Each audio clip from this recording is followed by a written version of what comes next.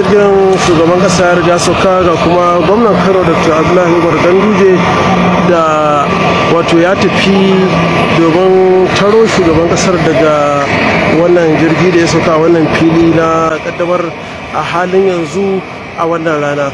Ga shugaban kasar nan yana kokarin fitowa, to gashi nan ya fito daga cikin wannan jirgi yana sanye da bulin riga wato shuɗiyar riga kenan, ga kuma shi nan a hankali ina kallo ministan cikin gida da sauran ministoci guda uku tare da shi shugaban kasar suna tahowa